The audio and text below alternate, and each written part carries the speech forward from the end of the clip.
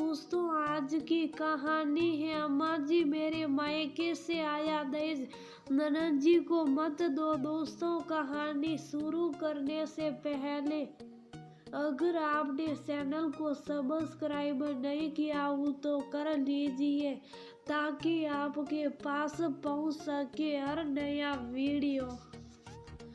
ममता जब बाजार से घर पहुंची तो देखा अम्मा जी मुंह फुलाए उसका इंतजार ही कर रही थी। अभी तो ममता ने अपने हाथ में जो सामान था उसे भी घर में नहीं रखा, उससे पहले अम्मा जी ही जोरदार धमाके की तरफ फट पड़ी। आजकल बहुत मनमानी करने लग गई है, तू अपनी किससे पूछकर अलमारी खरीद कर लाई है? पैसे तो पेड़ पर उगते हैं ना, जब साई तोड़े और इस्तेमाल कर लिए। पति की कमाई को कमाई नहीं समझती, पति के लिए बिल्कुल दया भाव नहीं है। बेचारा कोल्हू के बैल की तरह कमाता रहता है और इसे देखो महारानी की तरह उड़ाती रहती है। ममता इस बात के लिए तैयार थी, उसे पता था कि अम्मा जी जरूर सिलाएगी, इसलिए जवाब ना दे कर शुभ साफ सामान ले जाकर एक तरफ रख दिया और रसोई में आकर चाय बनाने लगी। चाय बनाते बनाते उसे अपनी शादी के बाद का वह दिन याद आ गया जब वह विदा होकर इस घर में आई थी। उसके माता पिता ने उसे काफी अच्छा दहेज देकर विदा किया था। घर गृहस्थी का सारा सामान दिया था ताकि उनकी बेटी को कोई कमी महसूस ना हो। जब रात को उसे उसकी ननद कमरे में लेकर गई तो उसने देखा कि कमरे में एक पुराना पलंग और दो पुराने से बक्से रखे हुए। उसने सोचा कि शायद उसका नया बेड, अलमारी और ड्रेसिंग बाद में कमरे में अरेंज कर दी जाएगी, इसलिए उसने किसी से कुछ नहीं कहा। जब दूसरे दिन रसोई की रस्म के बाद वह पग फेरों के लिए अपने घर गई तो उसे तब भी लगा था कि उसका सामान उसके आने तक उसके कमरे में शिफ्ट कर दिया जाएगा। जब वह दूसरे दिन पग फेरों की रस्म पूरी करके वापस आई तब भी उसका सामान खोला नहीं गया था। 2-3 दिन इसी तरह से और निकल गए। आखिरकार जब सभी रिश्तेदार चले गए तो उसने अपने पति काशी से पूछा, सुनिए मेरा बेड, अलमारी और ड्रेसिंग कमरे में कब शिफ्ट होगी? मैं भी अपना सामान अरेंज कर लूं, अभी तो पूरा सामान बिखरा पड़ा है। फिर अगले महीने दीदी ननद की भी तो शादी है, उससे पहले सामान अरेंज हो जाए तो अच्छा है। सुनकर काशी चुप रह गया और कमरे के बाहर जाने लगा। इतने में अम्मा जी कमरे में आ गई और आते ही बोली, बहू मैं तुझसे कुछ जरूरी बात करने आई हूँ।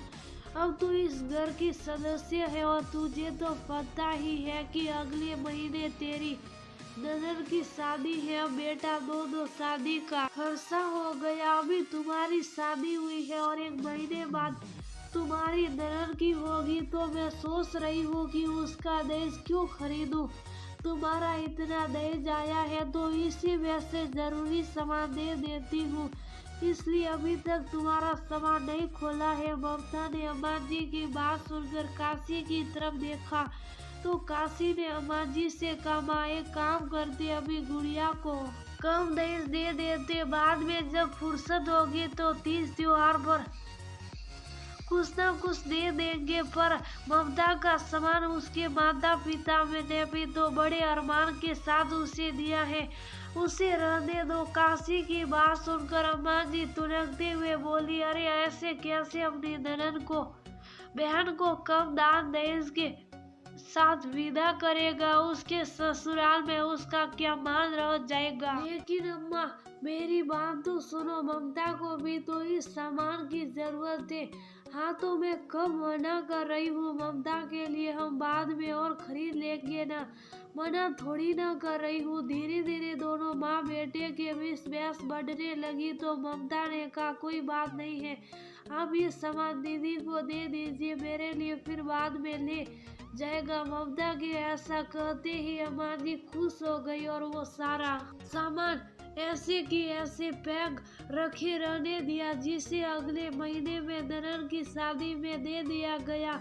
और ममता के कमरे में रखवा दिए गए वो 2 पुराने से बक्से जिसमें उसका सामान ही मुश्किल से आ पाता था। आज इस बात को भी 2 साल हो चुके हैं, लेकिन आज तक ना अलमारी आई ना ही दूसरा सामान। कई बार ममता कर चुकी, लेकिन अम्मा जी हर बार टांग अड़ा देती। इसलिए इस बार ममता ने काशी से पैसे लेकर बिना अम्मा जी को बताए खुद ही जाकर अलमारी बुक कर दी। जब सही उबलने लगी तब 2 कप में सान कर बाहर ले आई। 1 कप अम्मा जी को पकड़ा दिया और दूसरा कप खुद लेकर बैठ गई। उसे इतना शांतिपूर्वक बैठकर चाय पीते देखकर अम्मा जी से उसकी शांति बर्दाश्त ना हुई। आखिर वापस तमतमाती हुई बोली, अरे तुझसे ही पूछ रही हूँ कि किसी और से नहीं, किससे पूछकर तूने अलमारी खरीदी? अच्छा, अलमारी पहुंचा दी उन लोगों ने, जरा मैं भी तो देखूं अलमारी सही से पहुंची या नहीं। कहकर ममता उठी और अपने कमरे में आकर देखा तो अलमारी आ चुकी थी। वो अलमारी के पास गई और उसे खोलने लगी। इतने में अम्मा जी उसके पीछे पीछे उसके कमरे में आ गई। उसे अलमारी खोलकर उसका मुआयना करते देखकर फिर बोली, बड़ी बेशर्म है रे तू तो। या सास तुझसे सवाल पर सवाल किए जा रही, बजाय उसका जवाब देने के अपने ही काम में लगी हुई है। अगर अलमारी का दीदार कर दिया वो तो पलट करके अपनी सास को भी जवाब दे दे, किससे पूछकर तो ये अलमारी लेकर आई है? इसमें पूछना क्या है अम्मा जी, मुझे अलमारी की जरूरत थी और मेरे कहने का सामान कमरे का सामान बिखरा रहता, इसलिए अलमारी लेकर आई हूँ। अच्छी क्वालिटी की है ना, रंग तो बढ़िया लगा ना आपको, आखिर खुद जाकर पसंद करके आई हूँ। उसकी बात सुनकर अम्मा जी और ज्यादा चिढ़ गई। फालतू का पैसा खर्च कर दिया, मेरा बेटा इतनी मेहनत करके कमाता है और इसे देखो बस उड़ाने में लगी रहती है। अरे पिछले 2 साल से भी तो सामान रखने में आ ही रहा था ना, फिर अचानक क्या हो गया? और ये 2 बक्से दे तो रखे हैं तुझे सामान रखने के लिए, फिर क्या परेशानी है? उनकी बात सुनकर ममता ने कहा, इन बक्सों में मेरा सामान नहीं आता अम्मा जी, मुझे अलमारी की ही जरूरत थी इसलिए लेकर आई हूँ। अम्मा जी अभी भी हार मानने को तैयार नहीं थी, बस अपनी ही रो में बोलने लगी, सामान क्या मुफ्त में आता है क्या? पैसे नहीं लगती इसके? जो मुंह उठाकर सर्दी अलमारी खरीदने के लिए और ले भी आई। बड़ी राजा महाराजों के घर में पली बड़ी है, यही सब सिखाया तेरे माँ बाप ने कि अपने ससुराल वालों की मर्जी के खिलाफ जाकर के काम करो। अब तो ममता के भी सिर के ऊपर जा रहा था। उसने पलट कर कहा, बस कीजिए अम्मा जी, आपके बेटे की कमाई में से अलमारी क्या खरीद लिया? आप तो मुझे सुनाई जा रही हो क्या? मेरे पति की कमाई पर मेरा थोड़ा सा भी हक नहीं है? अलमारी की मुझे कितनी जरूरत थी? सिर्फ मेरा अकेले का तो सामान नहीं, आपके बेटे का भी सामान होता है, उसे कहाँ रखूं? और क्या कर रही है आप? सामान पैसों से आता है तो मेरे दहेज का सामान भी पैसों से ही आया था, जिसे उठाकर आपने अपनी बेटी की शादी में दे दिया और मुझे पकड़ा दिए। ये 2 पुराने से छोटे छोटे बक्से खुद का पैसा बचाने के चक्कर में मेरी जरूरतों को आपने एक तरफ कर दिया, जबकि मेरे कमरे में एक भी अलमारी नहीं थी, फिर भी मैं चुप रही। लेकिन आज तो आप मेरे माता पिता तक पहुंच गई। हाँ, किसी राजा महाराजा से कम नहीं है मेरे पिता।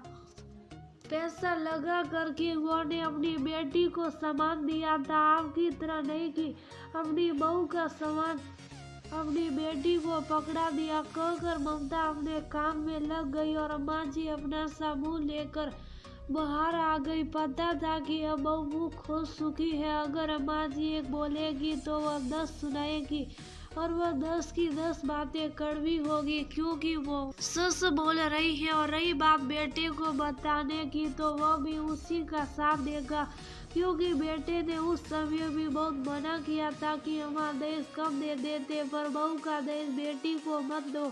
पर बेटी की ससुराल में झूठी शान रखने के लिए आखिर बहू का सारा दहेज वो ने जबरदस्ती अपनी बेटी को दे दिया।